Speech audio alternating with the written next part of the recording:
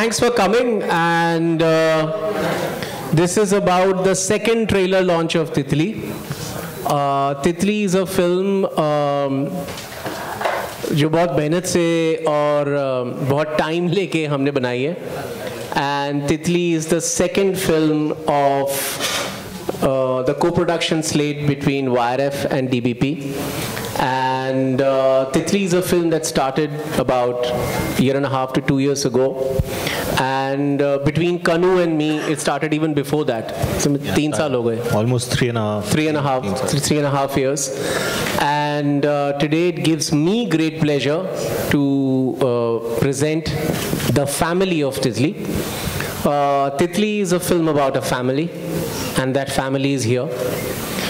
Titli is a film about a father and a son, brothers, a wife, and the shadow of a mother who is not there, but she is very much there in the film. तो हमारी families में जो भी रिश्ते होते हैं उन सब रिश्तों को लेके एक फिल्म है तितली। और बड़ी मज़ेदार बात है कि हिंदुस्तानी सिनेमा में, बॉलीवुड में फैमिली पे जो फिल्म बनाते हैं उनमें द लास्ट वर्ड कहा जाता है वो यशराज फिल्म्स की फिल्मों का होता है। और आज से 20 साल पहले एक फिल्म आई थी जिनका नाम आप सबको पता है, अभी भी चल रही है शायद। और आज से ठीक 20 साल पहले एक फिल्म रिलीज़ हुई थी जो भी फैमिली के ऊपर थी, और 20 साल बाद एक और फिल्म रिलीज़ हो रही है तितली, जो भी फैमिली के ऊपर है। लेकिन हम सब जानते हैं कि तितली एक बहुत ही अलग तरीके की फिल्म है। इसमें वही इंडियन फैमिली है, लेकिन डिपिक्शन, ट्रीटमेंट बहुत ही नया है, बहुत ही आज का है। और I feel it's a great indicator of the change that Indian cinema, Indian society has gone through. And आज पूरी तितली की फैमिली यहाँ पे है, और सिर्फ इस फैमिली के सिवाय भी इन सब के पीछे एक एक फैमिली छुपी हुई है, इनकी अपनी अपनी फैमिली, जिनके लिए वो आज यहाँ पे हैं, जिनसे लड़के या झगड़ के या जिनके साथ प्यार मोहब्बत में नेगोशिएशन करके वो आज यहाँ पे बॉम्बे में आए हैं, एक्टर बने, डायरेक्टर बने, जो भी बने। तो I will throw it open for questions and to get you guys to know the family of Titli. सबसे पहला सवाल आपसे कि आपने जब ट्रेलर लॉन्च पे कहा कि something went wrong with the first trailer, तो क्यों आपने सोचा कि सेकंड ट्रेलर लॉन्च करना है? क्यों, क्या ऐसा गलत था? क्योंकि मैंने पहला ट्रेलर भी देखा था, बहुत फेस्टिवल सा फील था उस ट्रेलर का। तो आप क्या कहना चाहेंगे? ये एक बड़ी अजीब दुविधा है। मैं हिंदी में ही बोलता हूँ क्योंकि आपने सवाल हिंदी में किया है। हमारे यहाँ पे क्या होता है कि फेस्टिवल का नाम सुन के ही दर्शकों का एक बहुत बड़ा समुदाय और डिस्ट्रीब्यूटर का समुदाय और मार्केटिंग जो फिल्म करते हैं उनका समुदाय डर जाता है कि ये पकाएगी तो नहीं, कि दिमाग का दही तो नहीं करेगी। क्योंकि इस तरह की कुछ फिल्में होती हैं जो कहती हैं हम फेस्टिवल हैं, और फिर वो थोड़ी सी पकाती हैं। लेकिन कनु बहल जिस तरह के डायरेक्टर हैं, वो उस तरह के डायरेक्टर बिल्कुल नहीं है कि वो पकाना चाहते हैं। इनफैक्ट कनु की कुछ ऐसी स्क्रिप्ट्स भी हैं जो हंसा हंसा के पेट में दर्द करा देती हैं, जो वो आगे करेंगे। तो पिछला जो ट्रेलर था वो हमने थोड़ा सा जल्दी में, हमने कान फिल्म फेस्टिवल के लिए जो ट्रेलर बनाया था उसका ही एक रूपांतर हमने इंडिया में चलाया था। चला के हमने देखा कि हमको मालूम नहीं था, हम ऑब्जेक्टिव नहीं थे, लेकिन हमने जब फोकस ग्रुप के दर्शकों को तितली का इंडिया कट दिखाया, उन्होंने हमको थप्पड़ बस नहीं मारा। उन्होंने कहा कि यार ये इतनी एक्सेसिबल और इतनी सीधी फिल्म है, इतना समझ में आता है इस फिल्म में तुम क्या कह रहे हो कि ये मेरी फैमिली में साथ हो चुका है, तो इसको तुमने इस ट्रेलर में ऐसा क्यों दिखा रहे हो? तुम जो फिल्म का कोर कथानक है तुम ट्रेलर में दिखाओ उसको। तो वो सुन के हम थोड़े चेते और हमने नया ट्रेलर बनाया, और आज के रिएक्शन से और जिनको भी हमने दिखाया लोगों को, हमको लगा कि अब हम सही गए हैं। जी, ये इसका मीनिंग क्या है? हर फैमिली नहीं होती। इसका जवाब आपको कनु देंगे, क्योंकि ये कनु ही हैं जिन्होंने पूरी फैमिली को यहाँ पे गैदर किया, तो वो आपको बताएंगे।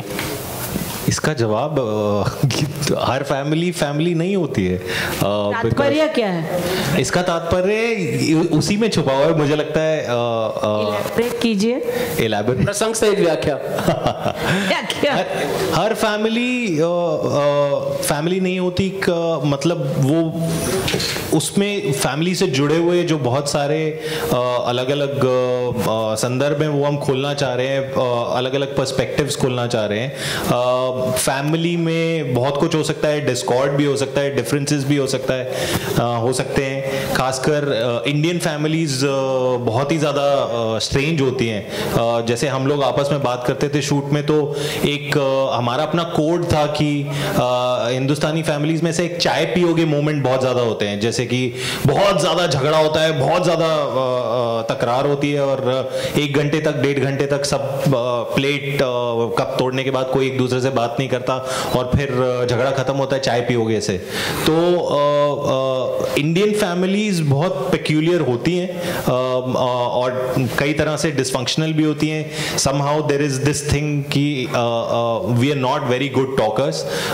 तो फिल्म इसके अराउंड कुछ चीज़ें फैमिली के अराउंड खोलने की कोशिश करती है और उसी पर्सपेक्टिव के बारे में ज़्यादा बात करने की कोशिश कर रही है कि हर फैमिली क्या फैमिली होती है और अगर होती है तो किस तरह होती है और नहीं होती है तो किस तरह होती है। Ranveer, would you like to refresh your memory and tell us about any peculiarity that he is mentioning you may have experienced in real? If I've experienced in real, okay, that would be telling. But I think I'd like to elaborate a little bit on what Kanu has just said. I think when we talk about family, we talk about a certain kind of idealism which goes with family. माँ बाप का प्यार, भाइयों के बीच में जो camaraderie वगैरह वगैरह.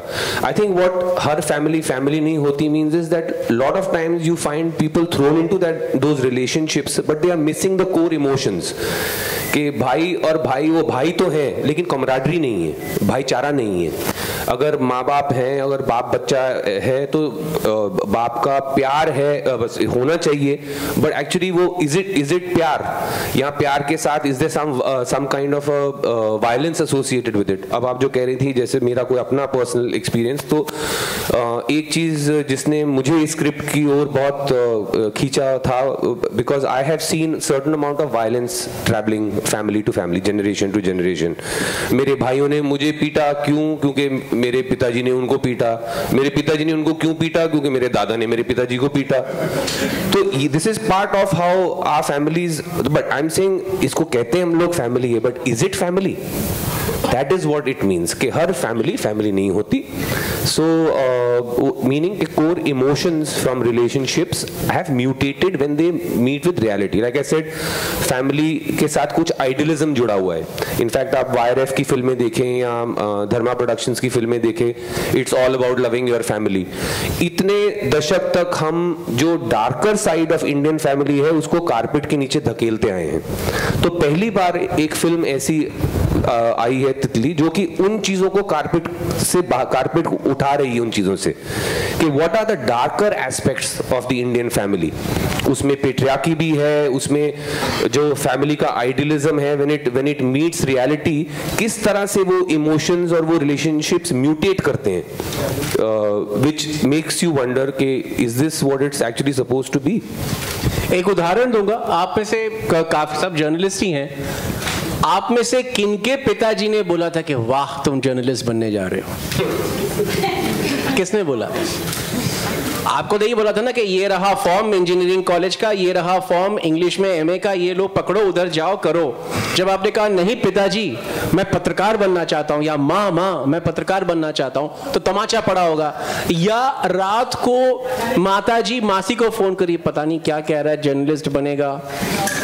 वो साथ वाला देखो जोशी का लड़का, उसने तो सेट पास कर लिया, ये तो पता नहीं क्या। तो मैं अभी भी अपने माँ बाप से कभी कभी सुनता हूँ। ये आप जरा अपने फैमिली के बारे में बताएं बावला सर। मैं इस पे ऐड करना चाहूँगा, फैमिली नहीं होती है, और उसके बाद एक उदाहरण देना चाहूँगा अपनी लाइफ से कि मैं कानपुर से हूँ। हम लोगों का लेदर का काम था, हम लोग लेदर के जूते बनाते थे, बेचते थे। तो ऑब्वियसली पापा का मन था कि हम लोग उनकी मदद करें। अब पापा का आई थिंक कुछ जब हम लोग 10, 12, 15 साल के हुए तो आई थिंक उनको खुद का मन जो है वो उचड़ गया अपने काम से। खुद ही कम चढ़ गया, तो उन्होंने ये डाल दिया हमारे ऊपर कि क्योंकि बच्चे मेरी मदद नहीं कर रहे हैं मेरे काम में और ये बेकार है, निकम्मे हैं, नकारा है, कोई दिल्ली जाना चाहता है, कोई कहीं जाना चाहता है पढ़ने, तो मैं अपना धंधा ही बंद कर देता हूँ। तो चक्कर ये है कि आप जब फैमिली की बात करते हो तो आपको एक फोटो दिखाई देता है जिसमें कि जैसे कि तितली का एक पोस्टर है यहाँ पे पीछे हमारे, कि एक हंसते हुए पापा हैं, एक बहुत ही भोली भाली सी मम्मी है, 2 मासूम से बच्चे हैं, और इस तरीके का आपको एक हैप्पी फैमिली दिखाई देता है। बट क्या वो असलियत है, क्या वो ही चल रहा है या वो सिर्फ दिखाया जा रहा है? तो बेसिकली जैसा रणवीर ने और दिबाकर ने बोला कि हम जो तहे हैं उसको खोलने की कोशिश कर रहे हैं कि जो असलियत में पीछे हो रहा है उसको आपके सामने लाके दिखाएं। अब ऐसा नहीं है कि हमारी वाली फैमिली में प्यार नहीं है, हमारी फैमिली में प्यार बहुत है। जैसे कि ट्रेलर में आपने देखा, वो भी प्यार दिखाने का एक नजरिया है कि यार तुम मेरी बात नहीं सुन रहे हो तो अब तुम्हें चांटा पड़ना तो जरूरी है, या तुम अगर ये नहीं करोगे तो मैं तुम्हें मारूंगा, अगर तुम वो नहीं करोगे तो मैं तुम्हें कमरे में बंद कर दूंगा। तो इस तरीके की जो बातें हैं, इस वजह से आई थिंक ये स्लोगन फिट बैठता है कि जो फैमिली का हमारे दिमाग में जो मामला है कि ऐसी होती है फैमिली और इसी को फैमिली कहते हैं, तो क्या हकीकत में वो फैमिली है कि नहीं? एक्चुअली हम सब वो झेल चुके हैं। मैं इस फिल्म में मैं यही कहना चाह रहा था कि हम आप सब अलग अलग रूप से जो तितली की फैमिली में हो रहा है हम सब झेल चुके हैं। एक इंसान इस रूम में ऐसा नहीं है जो कभी ना कभी उस मुकाम से नहीं गुजरा होगा कि उसको लगे कि यार ये क्या फैमिली, कहाँ पैदा हो गया मैं, यू नो। तो ये जो एक, लेकिन साथ साथ वो प्यार भी है, तो that's what it. Of course तितली में थोड़े मतलब इट्स नॉट टू से कि आपके मतलब फैमिली भी क्राइम में है, पॉइंट इज कि वो एक्सट्रीम्स में आपको to evoke that feeling, to understand that, थोड़ा एक्सट्रीम्स लिए गए। बट आपने जो आपके सवाल से इतना बड़ा शुरू हुआ है सेशन कि द पॉइंट बीइंग कि फैमिली, हर फैमिली नहीं होती, मीनिंग कि the core emotions you wonder is this what family is supposed to be? By the way, ये जो क्राइम है, ये जो क्राइम है, ये तितली के फैमिली के लिए क्राइम नहीं है। पापा ने तो बोला है अच्छे से बेटे जाके काम करो, फिर हम वैष्णो देवी जाते हैं, और वो काम क्या है वो आपने देखा है। तो for Titli's family is not a crime, वो तो धंधा है। Hi Dibakar, Alok here. मेरा सवाल आपसे है कि फिल्म का नाम तितली, क्या ये लड़के का नाम तितली है या क्यों पड़ा हुआ है? जो ये नाम लेके पैदा हुआ है और जिसकी बदकिस्मती है कि उसके ऊपर ये फिल्म बन रही है, मैं उसी को माइक देता हूँ, वो आपको बताएगा। मैं उसमें तितली का किरदार निभा रहा हूँ। एंड जैसे रणवीर ने कहा, मैंने बचपन से, थैंकफुली मैं बेटा नहीं हूँ और मेरे पेरेंट्स बहुत सपोर्टिव हैं, पर इस सपोर्ट के पीछे भी मतलब बीच में बहुत चीज़ें अनकही रह जाती हैं। इंडियन फैमिलीज़ में ज़रूरी बातें नहीं होती हैं बिल्कुल भी, जो दिल में तुम कुछ कहना चाहते हो, चाहे गर्लफ्रेंड की बात हो चाहे कुछ हो, इंडियन फैमिलीज़ कम्युनिकेट नहीं कर पाती। और मैंने भी खुद ये रिलेट किया, चाहे बहुत प्यार मिला मुझे बचपन में, मैंने नहीं बहुत थप्पड़ खाए हैं, बहन से बहुत खाए होंगे पर माँ पिता से नहीं खाए। तो ये जो सब्जेक्ट मैटर था फिल्म का, मैंने इसलिए रिलेट किया इससे क्योंकि मैं भी इन चीज़ों से बीत चुका हूँ और ये बहुत चीज़ें मेरे मन में चलती हैं परिवार के बारे में। माँ बाप से जो नहीं खाए वो हमने पूरे कर दिए हैं। मैंने आपको हम लाइव डेमोन्स्ट्रेशन दे देते हैं यहाँ पे, बिल्कुल। नहीं, सवाल ये था कि आपका नाम तितली कैसे पड़ा? मेरा ये अगर पिताजी भी चाहे तो बता सकते हैं। तितली नाम रखने का एज राइटर्स रीज़न यही था कि फिल्म काफ़ी हद तक पेट्रियार्की के बारे में बात कर रही थी और वायलेंस के बारे में बात कर रही थी। तो जाहिर है जब हम कैरेक्टर लिख रहे थे, हम ये सोच रहे थे कि एक लड़का है जो अपने परिवार से भागना चाहता है, बड़ा भाई है, वायलेंट है, उससे परेशान है बहुत हद तक और उससे भागना चाहता है, और फिल्म पेट्रियार्की के बारे में बात करने जा रही है। तो एक तरह से ये एक कमिंग ऑफ एज फिल्म भी थी, एक तरह से एक फिल्म थी इसके अपने में, तितली के कैरेक्टर के अपने आप में आने की। दूसरा ये था कि एक फेमिनिन नाम हमें सही लग ही रहा था by the sound of it, क्योंकि एक तरह से वो एक तितली की तरह उड़ने वाला था शायद। तो ये एक दो reasons writing point of view से ये थे, जहां एक पॉइंट पे हमको सही लगा कि इस कैरेक्टर का नाम तितली ही हो सकता है या फेमिनिन ही होना चाहिए। बाकी स्क्रिप्ट की माइथोलॉजी के अंदर कहानी है कि तितली की जो माँ थी उसके 2 बेटे हुए और उसके उसके बाद बेटी का इंतजार कर रही थी, बेटी कभी हुई नहीं, तो बेटी नहीं हुई तो तितली का नाम ही तितली रख दिया। अच्छा, मैं इसमें एक चीज़ ऐड करना चाहूँगा अपने पर्सनल उससे, कि एक मेरे दोस्त हैं, उन्होंने अपने बेटे का नाम रखा है जादू। समझ रहे हैं आप? तो प्यार से कुछ भी नाम रखा जा सकता है।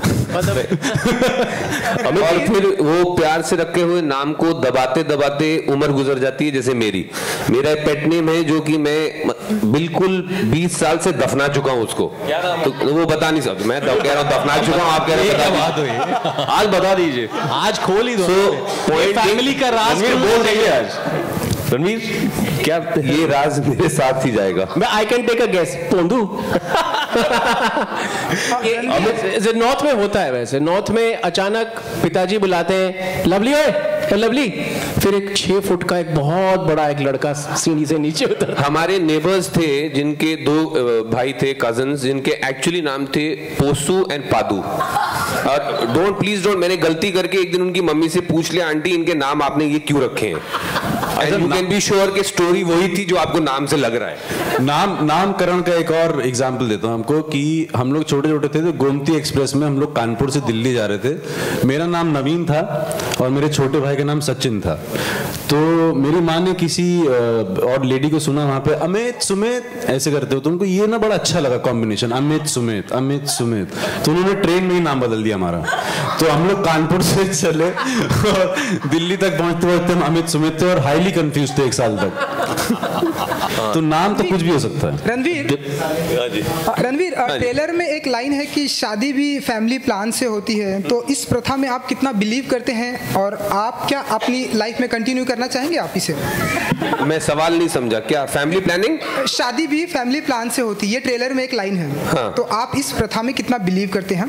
देखिए, वो उन्होंने कोलोकियल लैंग्वेज यूज की है कि फैमिली प्लानिंग से होती है, यानी कि जो फैमिली चाहती है आपकी शादी उस हिसाब से होती है। क्या ये आप पूछ रहे हैं? क्या मैं ये चाहता हूँ, मैं मानता हूँ? जी बिल्कुल नहीं, ऑब्वियसली नहीं सर। मेरी शादी, मेरी अरेंज मैरिज नहीं हुई, मेरे भाइयों की थी, दोनों की, बट मेरी अरेंज मैरिज नहीं थी। सो ऑब्वियसली मैं इस तरह की फैमिली प्लानिंग में नहीं बिलीव करता, लेकिन हाँ, हम दो, हमारे 1 या 2 में मैं बिलीव करता हूँ। Ranveer, continuing on that question, do you still believe in the institution of marriage? Yes, I take it this is about our recent announcement for my separation. So, but I don't blame the institution of marriage for anything. I blame myself for that. I don't think the institution of marriage has anything to do with that. Dibakar, tell us about. I believe in the institution of marriage. No. I have a different question for you. Tell us about the problems that you faced from the censor board in getting this film passed, and how many cuts have been enforced by them? Actually, we did not face any problems in the beginning when we screened it for the censor committee. It's a slightly anticlimactic experience.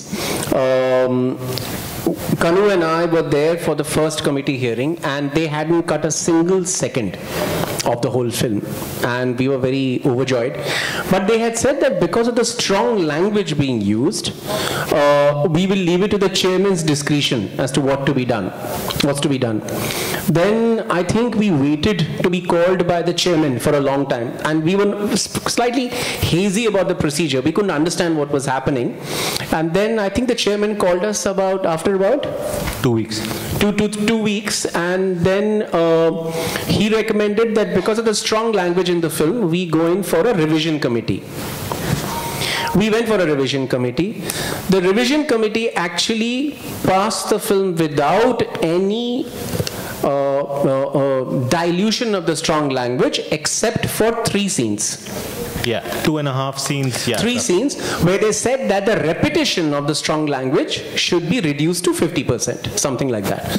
So we did that, and we were quite happy that it would sort of go like that, because the film wasn't touched at all. But after that, how much time elapsed?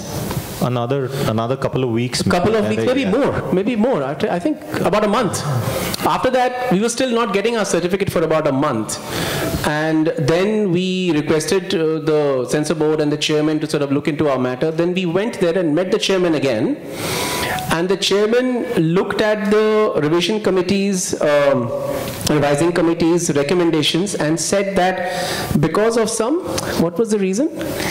because of some procedural thing. The whole 50% issue and the chairman actually could not agree with the revising committee's recommendation because of some technical problem where the revising committee had said according to the guidelines.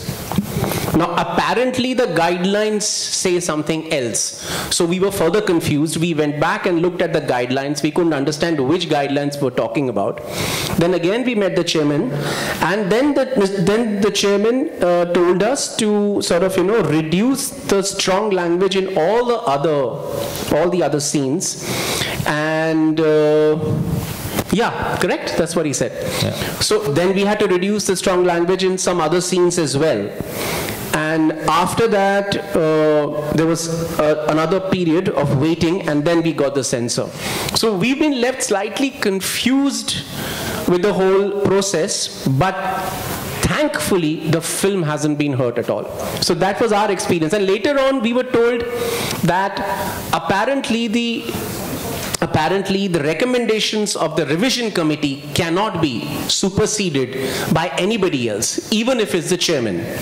But we are not the legal authority on these because we make films, and you might think that we know about censor laws deeply or whatever it is, but it's not so, because the laws are so intricate and so bureaucratic that we can't understand what they are. So sometimes कोई कुछ कहता है तो हम वो मान लेते हैं, उसके बाद कोई और कुछ कहता है तो हम वो मान लेते हैं. So we've told you the sum total of our experience. Now you make the sense of it. Dibakar,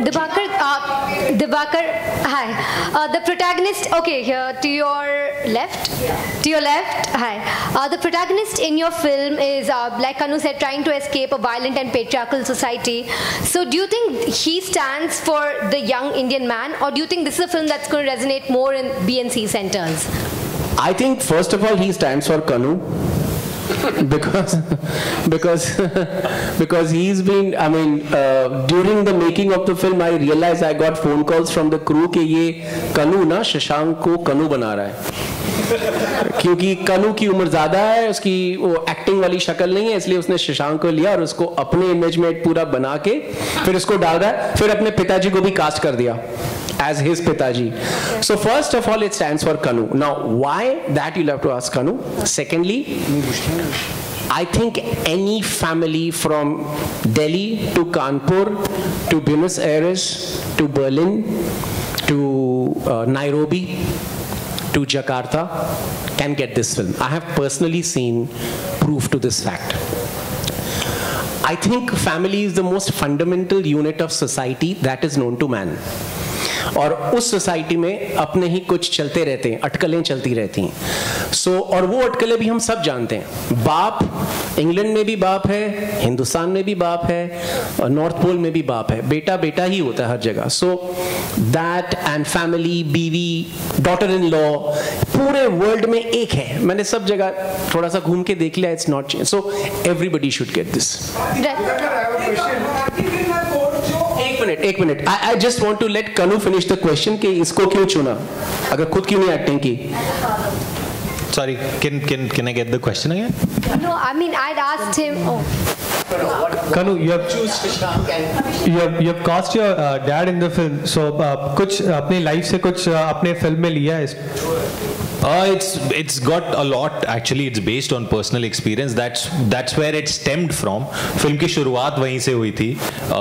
मैंने इससे पहले कुछ लिखा था जो मैं 1-1.5 साल शॉप अराउंड करा और I tried to mount it but it wasn't working and I actually realized that इससे पहले जो मैं लिख रहा था वो काफ़ी dishonest था. So when I started writing तितली मैंने सोचा था that I really want to write something personal and honest and that's where तितली stems from. तो फैमिली और मेरे अपने एक्सपीरियंसेस फैमिली सेटअप के अंदर not only with my father but a lot of other relationships that I've seen around me, it was supposed to look into give a look into that world but actually बनाते बनाते और सबके experiences जुड़ते गए film के अंदर, जितने collaborators आते गए और actually फिल्म बहुत ज़्यादा universal बन गई है क्योंकि बनाते बनाते हमको ये पता चला कि as Dibakar is saying problem मुझसे उससे कहीं ज्यादा बड़ी है। प्रॉब्लम तो हर जगह है और हर फैमिली की बात हो रही है।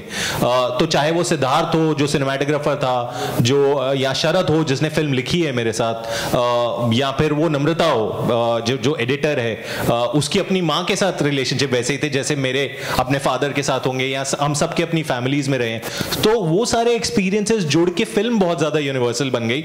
और it started out from it being about my experiences in my family, but I think it's just now a bigger document of how families are in India to begin with, because हम लोग एक specific cultural context की बात कर रहे हैं और वो बैकड्रॉप है आज का जो हिंदुस्तान है। But I think universal, because again as Dibakar is saying, family exists everywhere from Berlin to Buenos Aires to Nairobi to wherever. So I think that is what makes it very universal. So it feels kind of wrong to say कि अब सिर्फ मेरी family की कहानी रह गई है।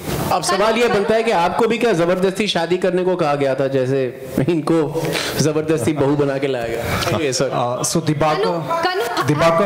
Kanu, has this film helped your relationship with your father? He's on the stage today.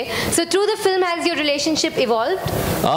वो थोड़ा सा, so I'll just be absolutely honest. I think वो फिल्म मेकिंग का प्रोसेस और पूरा कथार्सिस का प्रोसेस फिल्म के लिए बहुत रोमांटिसाइज्ड होता है।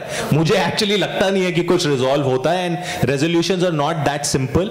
और definitely I had not tried to make this film as a cathartic film. मेरे को कुछ कहना था और मैं सिर्फ वही कहने की कोशिश कर रहा था। It so happened that film के लिए it became really important that we came together and we work together, and that has helped the relationship grow naturally in the direction that it had to grow probably in the past 3 years. So it has eased out. There's better communication, but I think catharsis थोड़ा सा romanticized word है। मुझे नहीं लगता हमको उसको uncle को क्या लूजली यूज करना है। बेसिकली बेटा इतना नालायक नहीं निकला जितना सोचा था। नहीं अंकल आपको क्या लगता है, कुछ रिश्ता बढ़ा या कि वही? मुझे ऑफ कोर्स थोड़ा मुख्तलिफ लगता है, अलग लगता है इससे। इसके फिल्म के प्रोसेस में जैसे आप सब लोग जानते हैं, लोगों को नहीं पता नहीं होगा, मैं इससे जुड़ना नहीं चाहता था क्योंकि मुझे कहीं थोड़ा अपने पे भी शक था और शक था कि पता नहीं मैं ठीक कर पाऊंगा या नहीं कर पाऊंगा। बहरहाल जो इसमें जो कॉन्फ्लिक्ट फैमिली को लेके किया है, मुझे कभी कभी ये भी लगता है कि ये थोड़ा सा सब्जेक्टिव भी है। जो नए जनरेशन है वो थोड़ा ज़्यादा ही बाहर निकलना चाहती है। हमारी इंडियन फैमिलीज में हमेशा से, मैं अगर रेफरेंस कोट करूं तो बादशाह अकबर का अपने बेटे के साथ भी डिफरेंस था और वहाँ भी वायलेंस हुई थी। तो it's a part and parcel of this society, Indian society. लेकिन अब जो नया ज़माना है, नए लोग हैं, नए तरीके से सोचते हैं, वो फैमिली से सब कुछ लेना तो चाहते हैं लेकिन देना नहीं चाहते, तो कॉन्फ्लिक्ट वहाँ पे पैदा होगा।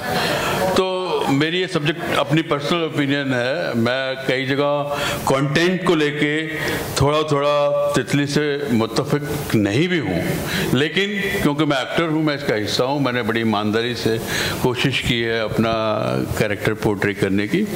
और फिल्म जब पूरी हो गई उसको देखने के बाद ऑफ कोर्स मुझे भी कहीं थोड़ा सा लगा कि हाँ, जो ओल्डर जनरेशन है उसको भी थोड़ा वक्त के साथ साथ नई जनरेशन को समझना चाहिए, बदलना चाहिए।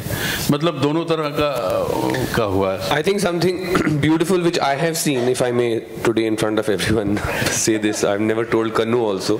I think what's beautiful is that both of them are filmmakers, you know, he's older generation, he's younger generation. So it's beautiful to see a father and son resolve, or not even resolve, I mean to kind of grow, that relationship grow somewhere in the work that they are doing. कि एक film maker ने अपने father को cast किया एक film में, और सिर्फ वो फिल्म पे काम करते करते उनका relationship somehow I feel gets better or is affected. Connecting. I think that's another film. लेकिन मुझे ये सब नहीं पता, मुझे बताया कि वो अपेंडिक्स का स्कार बड़ा अच्छा है, मेकअप के पैसे बच जाएंगे। अपेंडिक्स नहीं, सॉरी, अपना ये या उसका एक ऑपरेशन का बहुत अच्छा स्कार है, और जैसा कि आप जानते हैं मेकअप में वो स्कार दिखाना बड़ा मुश्किल लगता है, तो मेरे को लुभाने के लिए ने कहा कि पापा एक्टर तो हैं ही और बहुत अच्छे लगते हैं इस रोल के लिए, और स्कार बड़ा अच्छा है। तो आप देखेंगे कि तितली में हर जगह पे पापा के बटन खुले हुए हैं, विनोद मेहरा की तरह। This is producers perspective. Diwakar, hi Diwakar, Diwakar here on your centre. Mouli, let's do one by one ना। So दिवाकर, जी बिल्कुल, दिवाकर एक फिल्म है कोर्ट जो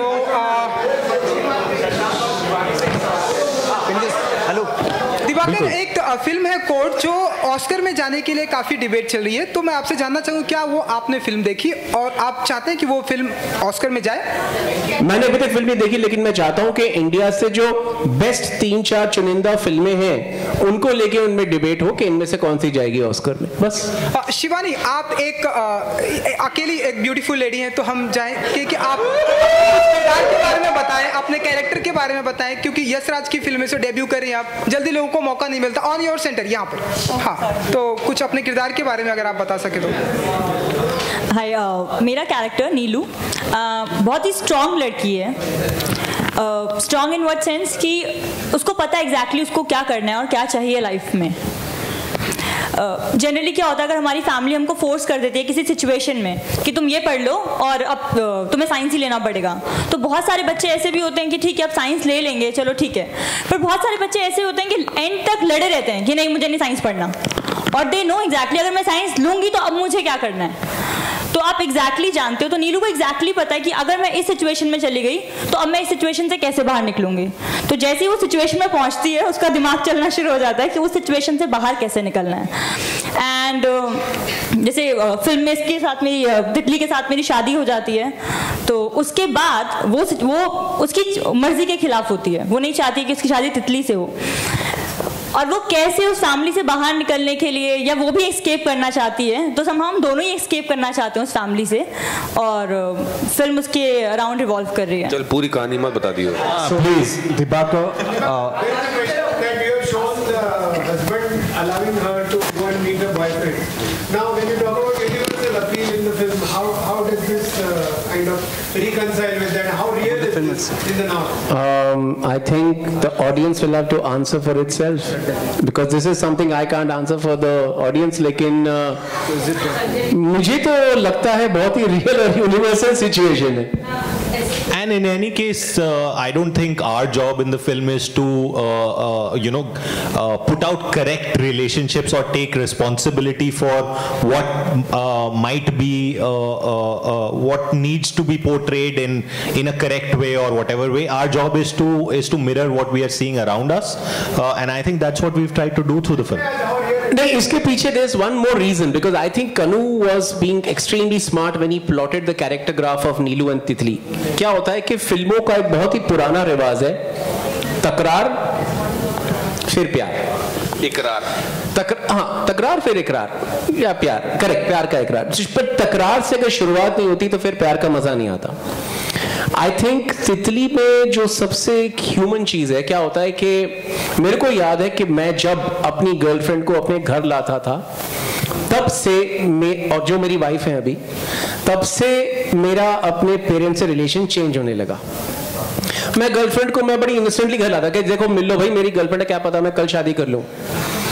तो मेरे पिताजी माताजी बड़े न्यूट्रल से हो गए, हाँ कर लो, हाँ okay. And suddenly there was a distance, उनसे बात हजम नहीं हो रही थी। तो क्या होता है कि लड़का जब भी अपनी फैमिली बनाने के जाता है, उसकी जो पुरानी फैमिली होती है वो सबसे पहले इनसिक्योर होती है, और ये चीज यूनिवर्सल है, आप सब ने देखा ही है। और इसे ही हम जनरेशन गैप कहते हैं कि यार हम तो मोहब्बत में हैं लेकिन माता पिता मोहब्बत के खिलाफ है। माता पिता मोहब्बत के खिलाफ नहीं है, माता पिता ये सोच रहे हैं कि लड़का भाग जाएगा। यहाँ पे उल्टा हो रहा है, यहाँ पे तितली भागने की कोशिश कर रहा है और उसको बोलो इसकी शादी कर दो, कहीं ना भागने वाला ही है। शादी कर दी, लेकिन अब शादी के बाद लगता है कि यार ये तो जोरू का गुलाम है, इसकी बीवी तो बहुत चंट है, जैसे हमारे नॉर्थ में कहते हैं, इसका तो अपना एक एजेंडा है, धीरे धीरे माँ बाप को ये भूल रहा है, भाइयों को भूल रहा है, और ये हर फैमिली में होता है. This is the answer to your question. लेकिन what happens is that during the course of the events that happen in Titli, you see this beautiful relationship developing between Titli and Neelu. उनके बीच में एक understanding आती है कि हम दोनों भगोड़े हैं, हम दोनों की लाइफ एक जैसी है, और उन दोनों के बीच में एक नया रिलेशन चालू होता है, और वो इस फिल्म को एक ऐसा क्लाइमैक्स देती है जो हम पहले से एक्सपेक्ट नहीं कर पाते. और मेरे लिए तितली का मजा वहां पे है कि कहां से चालू हुआ और कहां से खत्म हुआ, एंड तक आपको खींच के रखेगा. So Dibakar over here last. So Dibakar, firstly I will like to congratulate you that as your film has already won 8, yeah, over here to your left, yeah, as your film has already won 8 awards and it has been screened worldwide, including the Cannes Film Festival. My film, Kanu's film. Oh, sorry, yeah, exactly, fine. So the thing is that I just want to know, as just Ranveer just mentioned that this film Titli brings about the darker aspects of life. Is it that you guys are a bit want to change the family aspects of Indian society? मैं तो बिल्कुल चाहता हूँ. I want to change all the aspects of Indian family. मेरे लिए operation की शुरुआत family से होती है, मैं साफ कह रहा हूँ. सबसे पहले ये मत करो, वो करो, ये करना चाहिए, वो नहीं करना चाहिए. जो सबसे पहले कोई भी एक भारतीय जो सबसे पहले ये शब्द सुनता है, वो ना पॉलिटिशियन से सुनता है, ना धार्मिक गुरु से सुनता है, वो सबसे पहले अपने माता या पिता से सुनता है कि ये मत करो, वो करो. और इससे क्या होता है कि पूरी जनरेशन बन जाती है. हम हाथ जोड़ के चलते हैं, हमें क्या करना चाहिए, हमें क्या नहीं करना चाहिए. हमारे किसी भी माता पिता मिडिल क्लास में ये नहीं बोलते कि बेटा 12th क्लास पास कर लिया, ये ले रक्सैक, ये ले साबुन तेल, ये ले कपड़े, जा पूरा भारत दर्शन करके आ, फिर तेरे से बात करता हूं. कभी किसी फादर ने ये कहा है? तो मैं तो चेंज करना चाहता हूं, मेरे को तो पता है इंडियन फैमिली को मैं चेंज करना चाहता हूं. Ranveer one question for Shashank and Shivani please. Ranveer on your centre. एक सवाल है आप लोगों से, जैसे कि डिसफंक्शनल फैमिली है, जैसे कि आप लोग बता रहे थे फिल्म, तो आप लोगों को जब ये स्क्रिप्ट ऑफर की गई थी तो कितना आप लोगों के लिए शॉकिंग था ये जो पार्ट आप लोग प्ले कर रहे हैं? क्या रिएक्शन था आप लोगों का जिस तरह का रिश्ता आप लोगों का दिखाया गया? जी मेरे को शॉकिंग तो बहुत था, पर मेरे को नौकरी की ज़रूरत थी, तो जितना भी मैं शॉक हुआ, मैं स्क्रिप्ट पढ़ के खुश भी हुआ. बहुत खूबसूरत तरीके से लिखी गई थी और बहुत इंटरेस्टिंग थी. और एक ये जो लड़का था वो दिल्ली के एक इलाके से, जो मैं दिल्ली में पैदा हुआ हूँ, और पर मैं दिल्ली के बारे में कुछ नहीं जानता हूँ. और मुझे ये समझ आया तितली स्क्रिप्ट पढ़ के कि जो हमारे देश में चल रहा है, जो ये पेट्रियार्कल, जो ये मैस्कुलिनिटी ओवरडोज हो रहा है, मैं उसके बारे में कुछ नहीं जानता हूँ, बिकॉज मैं एक शेल्टर्ड लाइफ जिया हूँ, और उस सब के बीच में मेरे को कुछ नहीं समझ आया. तो मैं शॉक ज़रूर हुआ, मैं खुश ज़्यादा हुआ, और यारी रोड के 2 चक्कर मारे कि मेरे को पिक्चर मिल गई है, तो मेरा कुछ ऐसा रिस्पॉन्स था. दीपाकर इधर. जब मैंने स्क्रिप्ट पढ़ी थी पहले, तो मैं एक्चुअली शॉक में थी, क्योंकि मैं बॉलीवुड फुल ऑन फॉलो करती आई हूँ बचपन से, और मुझे हीरोइन बनना था. तो फॉर मेरे लिए तो ये स्क्रिप्ट बहुत ज़्यादा खतरनाक थी. और जैसे मैंने अपनी फैमिली को देखा था, तो मुझे लग रहा था यार ये बहुत ज़्यादा ये क्या लिख दिया है, ये बहुत डार्क है. और डार्क भी किस सेंस में कि because the kind of person I am, मुझे चीज़ें बहुत वाइट दिखती हैं. मेरे लिए सिर्फ ब्लैक और वाइट 2 जोन हुआ करते थे, और मैं शिवानी को हमेशा वाइट जोन में रहना है. ठीक है, I want to be a good girl, और सब कुछ अच्छा होता है, इवेंचुअली सब कुछ अच्छा हो जाता है, वो सब बिलीव करती थी मैं. बट तितली ने मुझे एक्चुअली बहुत ज़्यादा सिखाया है और चेंज किया है. बिकॉज जब मैंने स्क्रिप्ट पढ़ी, तब मैंने रिलेट करना शुरू किया. अपनी फैमिली में वो चीज़ें याद होता है ना, आप जब पढ़ लेते हो चीज़ें तो आपको याद आता है, आप रिलेट करते हो हर सीन के साथ. तो मैंने हर सीन के साथ रिलेट किया, तो मुझे लगा एक्चुअली कुछ गुड है ही नहीं, सब कुछ ग्रे में फॉल कर रहा है. सो उसके बाद से I started enjoying the process. I think that was the beauty of the script which was written by Kanu and Sharat. It's one of the finest screenplays I have read in recent times. मतलब ऐसे ही script पढ़ने के लिए भूखा रहता हूँ मैं, and kudos to them for a fabulous script. Ranveer, एक आपके सामने रणवीर, सोशल नेटवर्क की मीडिया पे कुछ ऐसे लोग हैं जो जानना चाहते हैं कि आप in future Ranveer social network की मीडिया पे कुछ ऐसे लोग हैं जो जानना चाहते हैं कि इन फ्यूचर अब आप सिंगल ही रहेंगे या शादी करेंगे? यार तितली के बारे में बात करते हैं, मेरे इसका क्या लेना देना है? दिवाकर, तो तितली के बारे में बात करते हैं. दिबाकर जिस तरह से ये आपने कैरेक्टराइजेशन किया है पिक्चर का, जो भी कैरेक्टर्स लिखे गए हैं, उसमें आपको नहीं लगता कि जो लैकनेस ऑफ एजुकेशन कहीं ना कहीं दिखाई देता है कैरेक्टर्स में? अब आप एजुकेशन की बात छेड़ रहे हैं तो मैं फिर उल्टा क्वेश्चन करूंगा कि एजुकेशन का मतलब क्या है? एजुकेशन का मतलब आप ये कह रहे हैं कि माता पिता की बात सुनो, सदा सुबह उठ के नमस्कार करो। मैं उस एजुकेशन में बिलीव नहीं करता हूं। तो नहीं, ये एजुकेट करने के लिए नहीं बनी, ना ही ये दिखाने के लिए बनी है कि इसमें एजुकेशन खराब है। ये बस ये दिखाने के लिए बनी है या कि पहली बात है कि स्टोरी बहुत इंटरेस्टिंग है, एंगेजिंग है, एंटरटेनिंग है, इसलिए। Thank you.